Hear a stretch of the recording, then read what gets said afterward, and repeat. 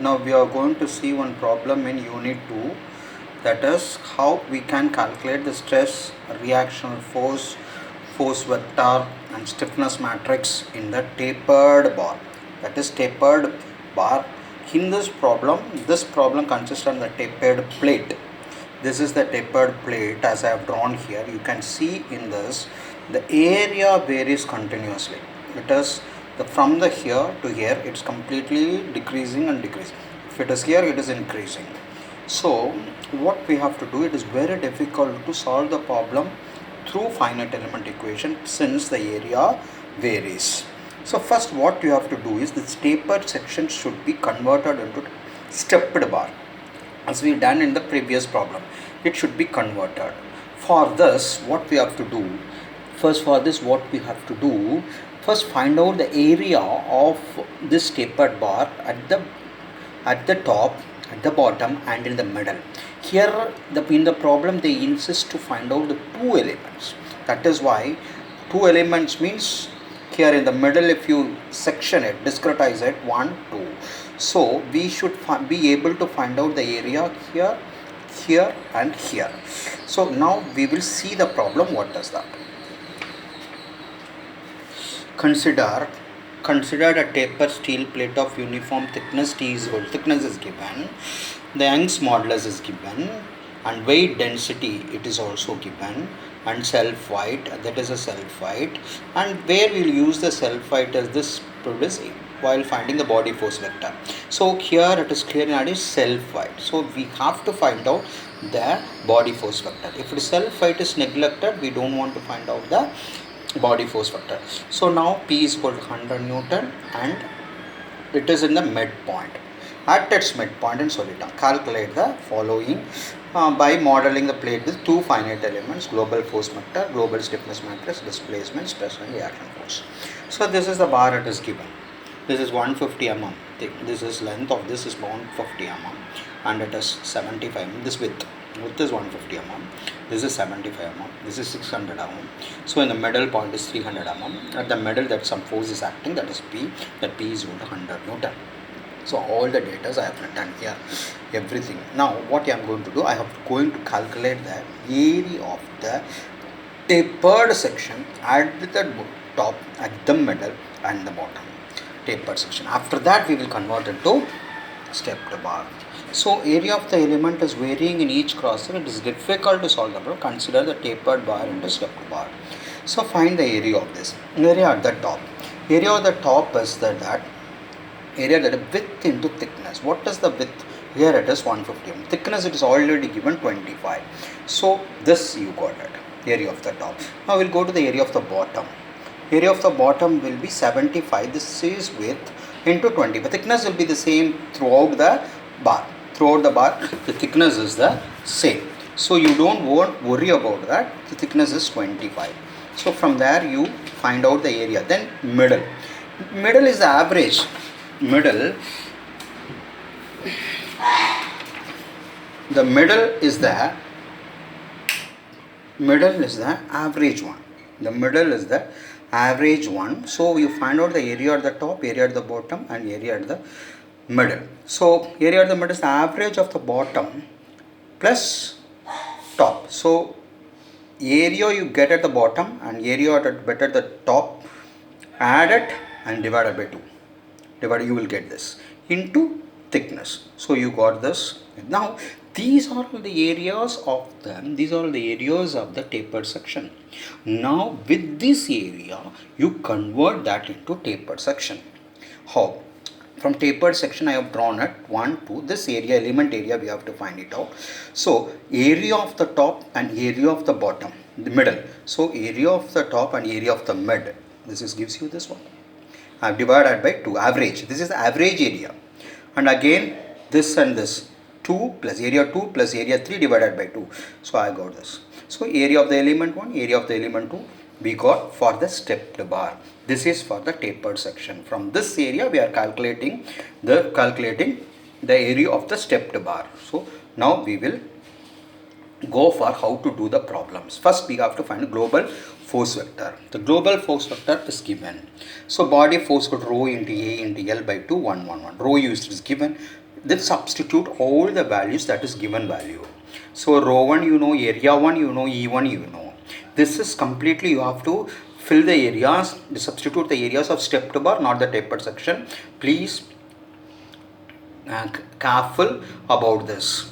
And now for element 2, I got this element 1, element 2. Now we'll go for element 2, the same thing. And the only thing here, F2, F3. So row 2, that is row 2 is something the same density throughout. That is not row 2. Row you have to write. That is row. This density is same throughout the whatever row 1 or row 2. Row 1 is equal to row 2. That is, this is the same thing. And A1 differs and thickness will be the same. Thickness is the same. So we have to L2, this is L2, that is T not T2, L2. So we have to do this and you'll got this. So this is row 1, you don't write this is row into A2, that is A2. Row is density is the same. Density is the same for every element. Now assembling the force vector, both element 1 force vector, element 2 force vector, both you assemble this. And you F1, F2, F3, you got this. This is the global force vector you got. Now we go for stiffness matrix. The stiffness matrix, what we have to do, each and every element we have to substitute, we have to apply the element equation. You just substitute the element, apply the element equation for the element 1. This is the element 1, U1, U2. That is why I have written E1, U2. A1, E1 by L1. F1, F2, applied this value and I got this value and multiplied inside and I taken out the 2 into 10 to the power of 5, I got this value.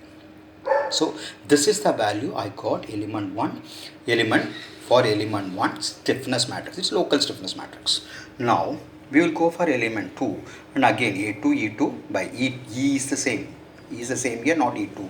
L2 area is differs, but so same thing we have got this. So I've taken the 7.8125 to them. I'll multiply this inside and taking outside the 2 into 10 to the power of 5. So I got that equation. Then assemble the finite. I got the two finite element equations of the element 1 and element 2. I have assembled this section. I have assembled this section into this element 1 equation, element 2 equation. Then after that, again I am writing it, this F1, F2, F3. Now I got this is the global stiffness matrix. This is K, this is U and this is F. So we apply the constitutive relations with this. So now apply the boundary conditions. The tapered bar, we know that it is fixed at the top. So U1 is equal to no displacements will be there. And they have said self weight is added. In addition to it, there is a self weight. So no force will be zero because there will be a gravitational force acting on it, that is body force. F1, F2, F3, we have find it out. We have made the values here.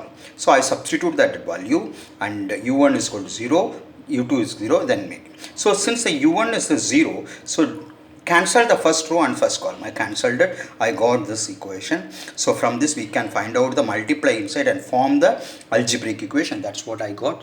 The algebraic equations I got here. Algebraic equation. From this solve this algebraic equation, you got U2 and U3. Now we have to find out the stress. What is the stress? Sigma is equivalent to Young's modulus into strain. The strain is nothing but change in length by original length. That is here for element 1, the change in length from node 2 to node 1. So U2 minus U1 divided by L. So you got this sigma 1. Element 2, sigma 2 from U3, element 2 you know, U3 minus U2, element 2. So U3 minus U2, that you substitute to this equation, you will get 300 and sigma 2 is equal to 0.0123 Newton per millimeter. So sigma stresses at element 1 and stresses at element 2. Write the unit properly, it is Newton per millimeter square. If the problem is given meters, it should be meter square. That is one, see completely there should be a 1 unit. Convert that, and if the problem differs, if they are giving in different units, convert that into 1 unit, make it out. Meter square or millimeter square, so okay. Reaction force R is equal to stiffness matrix and displacement matrix minus the applied force. R is equal to K U star minus F. That U star is stiffness, displacement, stiffness and force. We know these three. Substitute here. I substituted how many equations are reactions R1, R2, R2, R3. These are all the substituted value. Then I am multiplied this value here and added it, I am getting this value added.